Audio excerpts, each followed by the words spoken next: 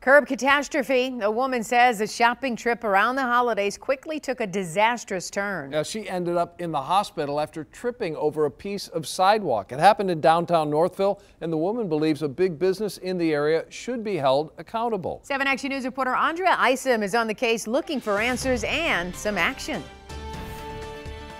Instead of a nice afternoon with my daughter shopping, I spent an unpleasant afternoon terrified and convinced that this one moment in time could change her life forever. I hit it and I flew. I can remember hitting the ground with my face. 70-year-old Pam Flanagan was in shock, stunned. Her body was teeming with gashes. Pam was bleeding from her nose, mouth, chin, legs. Her back took a beating too. A nurse came running, and she was a godsend. Because she promptly took care of Pam until the ambulance arrived. Cops came to the scene as well, and according to their report, they were not surprised.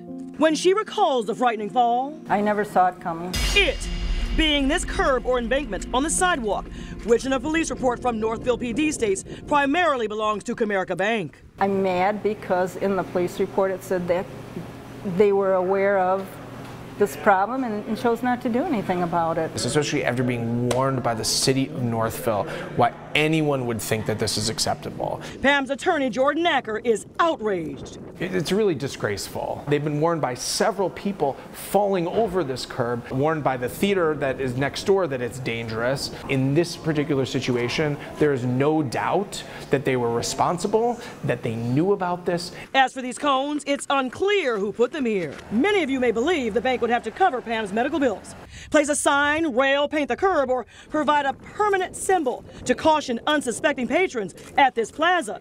But believe it or not, by law, Comerica does not have to. The court in Michigan changed the law in 2001 unilaterally. That law says a premises owner can be held liable for dangerous conditions on their property unless the dangerous condition was open and obvious, meaning the average person would have or should have seen the potential danger. What you have is you have people who are grievously injured sometimes, and there's nothing that we can do for them. If I don't see that, look at that.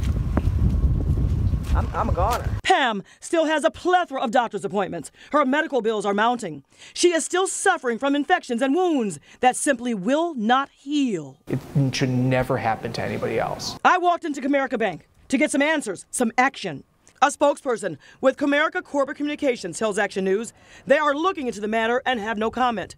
While that may be a step in the right direction, Jordan and Pam are pleading with all of us to take some steps of our own. I want you to call your legislator to say, this isn't okay, you have a right to protect us. We need to help change the law. In Northville, I'm Andrea Isom, 7 Action News. We reached out to the state representative, Matt Kolazar, and he issued us the following statement.